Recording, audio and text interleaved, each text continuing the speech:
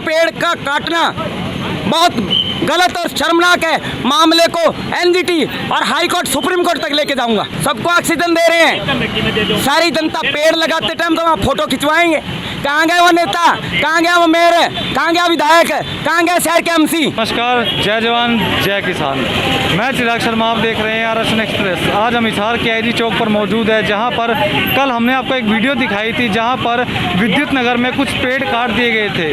अभी तक उस जो कटे हुए पेड़ थे उनको लेकर एक बड़ा विवाद सामने निकल कर आता हुआ नजर आ रहा है। कुछ संस्थाएं, एनजीओ सामने निकल कर आए हैं कि पेड़ काटना गलत है। अब जानते हैं कि पूरा मामला क्या है, इनका क्या कहना है जो पेड़ कटे हैं कल उस मामले के लेकर। अभी हमारे साथ कुछ लोग मौजूद हैं, उनसे जानते हैं कि पूरा मामला क्या है, क्या कहना चाहिए। हाँ जी, नमस्कार सर। नमस्कार जी। सर, आपका परिचय। मैं Neeraj Verma, green Hisar fit Hisar team का मेंबर हूं और ग्रीन हिसार फिट हिसार पिछले 4 सालों से एक भी दिन बिना कोई छुट्टी किए पौधे लगा रही है। और अगर आप टीम का काम देखोगे तो पड़ाव हिसार के मिलगेट एरिया में टीम के द्वारा पिछले 4 सालों में लगातार पौधे लगाए गए हैं। अब कोई संस्था एक ऐसे सामाजिक काम कर रही है और सरकार है कि बड़े पेड़ों को काट रही है, तो ये बात समझ से परे है कि सरकार इतने बड़े बड़े पेड़ों को क्यों काट रही है, जबकि वो पेड़ किसी भी प्रकार की कोई प्रॉब्लम क्रिएट नहीं कर रहे। अब सुनने में ये आ रहा है कि सरकार कह रही है कि सफ़ेदे का पौधा है, पेड़ है, वो पानी सोखता है ज़मीन से। अब बारिश के दिनों में इतना पानी हो जाएगा, सरकार के पास पानी निकालने की जगह नहीं है। तो उसके लिए हम सरकार के लिए विरोध प्रदर्शन कर रहे हैं कि ऐसे बड़े पेड़ों को ना काटा जाए। सर, एक बताइए, जो कल कवरेज की थी उसमें सुनने में ये भी आया था कि सरकारी काम में किसी में बाधा डाल रहे हैं, तभी वजह से उनको काटा होगा। क्या आप मानते हैं सही है गलत है? नहीं, सरकारी काम में बाधा क्या डाल रहे हैं। अब जो पेड़ अब मिलगेट पर अगर आप जाके देखोगे 117 पेड़ कटे हैं। 117 में से मान के चलो तकरीबन 5 से 6 पेड़ ऐसे हैं जो रोड से बिल्कुल साइड में थे, उनको बचाया जा सकता था, तो सरकार उनको बचाया भी नहीं गया और नए पौधे लगाने की बात हो रही है तो सरकार किसी भी तरीके से वहाँ सपोर्ट भी नहीं कर रही है। और जो पेड़ काटे जा रहे हैं, देखो पहले उनके काटने से पहले उनके बदले में पेड़ लगाए जाएं ताकि वो नए पौधे तैयार तो हों। अब काटेंगे फिर लगाएंगे तो कहाँ की समझदारी है वो। एक बात ये बताइए, जिस तरह कोरोना काल रहा, कोरोना काल में इतनी ऑक्सीजन की कमी हो गई थी, उसके बाद सरकार, प्रशासन, एनजीओ, जितनी भी संस्थाएं आप हो गए जैसे और भी संस्थाएं समाज सेवा आगे निकल कर आई पेड़ पौधे लगाते हुए, तो जो सरकार की तरफ से, प्रशासन की तरफ जो कल पेड़ कटे, क्या सही था या गलत? ये बिल्कुल गलत है, क्योंकि सरकार अगर पेड़ काट रही है, ऐसा तो नहीं है कि पेड़ काटने का प्रपोजल कल ही पास हुआ है। अगर पहले पास हुआ है तो सरकार को उनके बदले में पहले पौधे लगवाने चाहिए। पहले पौधे लगेंगे तब वो तैयार हो जाएंगे। तो अब जो बड़े पेड़ हैं उनको काट दिया जाएगा और शायद अगले साल उनके बदले में पौधे लगाए जाएंगे, तो ये बिल्कुल गलत है सरकार की तरफ से। और खासकर जो सरकारी अधिकारी है वो अपनी ड्यूटी से भाग रहे हैं, क्योंकि उनको भी पता है कि किन पौधों को बचाया जा सकता है, ट्रांसप्लांट भी किया जा सकता है। जीजेयू हिसार में पौधों को एक जगह से दूसरी जगह भी ले जाया गया है। अभी हमारे साथ कुछ और लोग भी मौजूद हैं, उनसे भी बात करेंगे। जो कल का मामला घटा था जहां पर कुछ पेड़ काटे गए थे सरकार की तरफ से, तो क्या सही था प्रशासन ने जो पेड़ कटाई के आदेश दिए थे, क्या आदेश थे या बेवजह ही पेड़ों को काटा गया है, जानते हैं? जी नमस्कार। सर, एक बात है, जो कल पेड़ काटे गए थे विद्युत नगर के अंदर, सरकार के आदेश होंगे तभी पेड़ कटे थे, अन्यथा तो पेड़ काटना जुर्म है। ऐसा है जी, सरकार के आदेश क्या है, हम इस देश के नागरिक हैं और इस देश की नागरिक होने के नाते इस देश के पेड़ पौधों और संपदा के पूरे मालिक भी हैं, नागरिक होने के नाते। और जो सेवक हैं वो नागरिकों के ऊपर कभी नहीं हो सकता। जब नागरिक ये कह रहा है कि पेड़ नहीं कटने चाहिए और वो उनको पेड़ काटे जा रहे हैं तो उनके आदेश की कोई पालना नहीं है, कोई आदेश को माना नहीं जाएगा। बल्कि इन्होंने जो कुतर्क दे करके एक आदेश दिए हैं पेड़ काटने के, उसमें ना तो स्पष्ट किया गया है कि ये पेड़ क्यों काटे जा रहे हैं, किस आधार पे काटे जा रहे हैं और क्या डेवलपमेंट यहाँ किया जाएगा। यहाँ पे सिर्फ ये कहा गया है कि इन पुराने पेड़ों को काटा जाएगा, बल्कि वहाँ पे जो देखने में आया 1931 पेड़ों को काटा जाएगा और 931 पेड़ों को बलि चढ़ाया जाएगा। ये विभाग जो है, जो तर्क है वो कुतर्क दे रहे, इनके पास कोई आधार नहीं है कि इन पेड़ों को काटा जाएगा। यहाँ सिर्फ इनकी मंशा जो है पैसे लूटने की दिखाई दे रही है अधिकारियों की। या तो वन विभाग को पैसा जाना है या फिर विद्युत विभाग को पैसा जाना है। ये मिली भगत साथ वन विभाग और विद्युत विभाग की मिली भगत के कारण ये पेड़ काटे जा रहे, ये स्पष्ट हो चुका है। क्योंकि इनके पास जो आधार है, अगर पेड़ पानी बोले जमीन से ज्यादा खींचता है, क्या पानी जमीन से नहीं लेगा तो आसमान से लेगा पेड़। दूसरा ये कहा जा रहा है ये हाइट बहुत ज्यादा लेंगे, अरे सफेदे की प्रकृति है भाई, लंबाई ज्यादा लेता है वो, क्या फिर एक आदमी की गर्दन ऊंची हो जाती है तो काट दी जाती है क्या? काट दो नहीं है। फिर बोला इनकी उम्र ज्यादा होगी, बूढ़े हो जाओ तो गला मोच दोगे तुम, है प्रकृति है वो, जब सूख जाए पेड़ उसको काट दे, कोई बात नहीं, सूखा पेड़ काटने योग्य।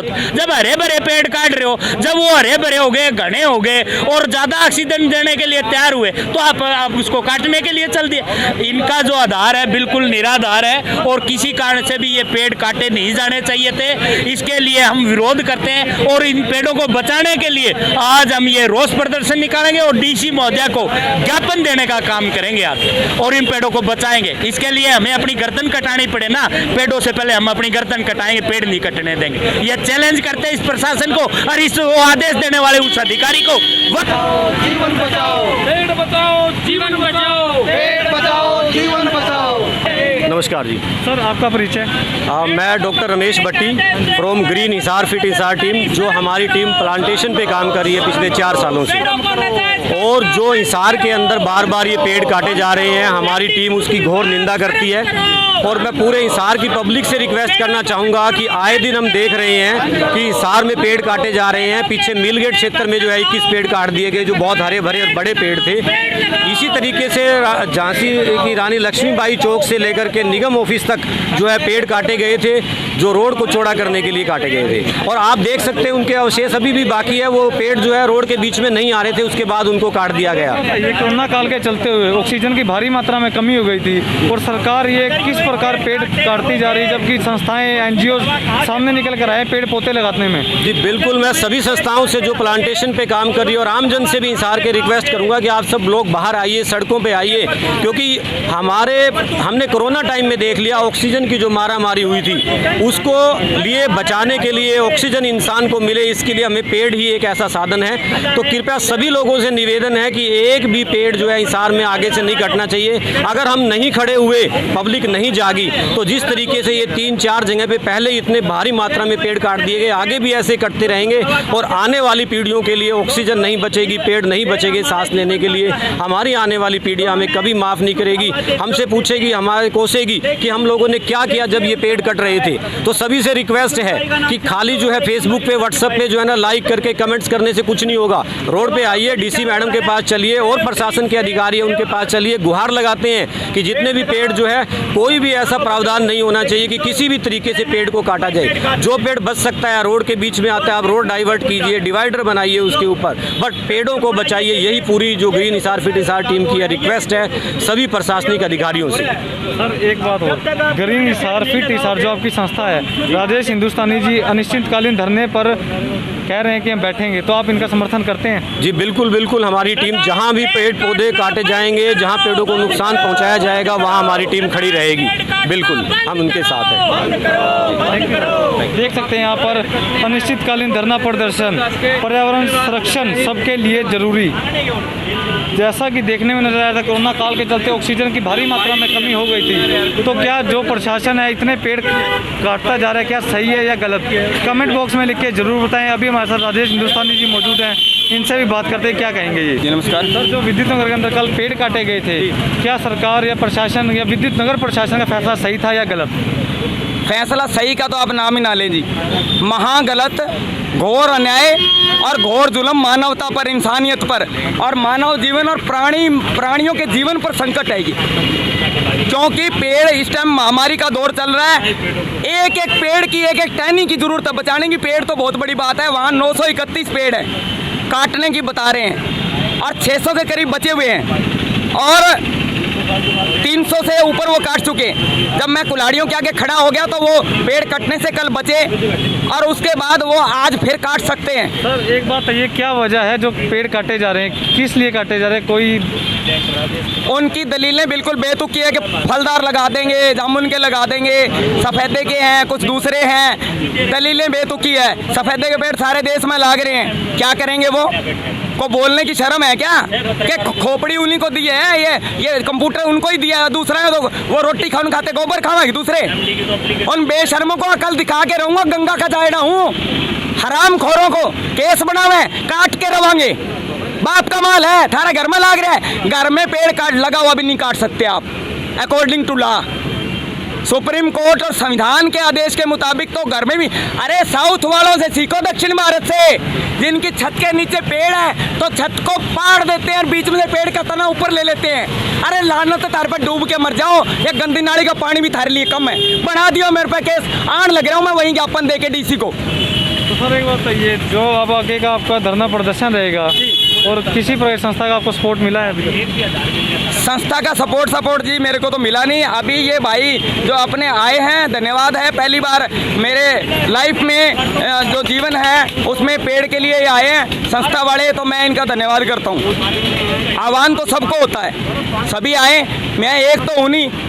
सारी ऑक्सीजन तो मैं नहीं ले रहा, सारा पानी तो मैं नहीं पी रहा, सारे काम मैं सबसे रिक्वेस्ट करता हूँ, सबका जिम्मेवारी है, हम सब मिलकर निभाएंगे तो बहुत कुछ हो सकता है। और दूसरी बात जिम्मेवारी है प्रशासन की, जिला प्रशासन की, भारत सरकार की, हरियाणा सरकार की और उन विभागों की।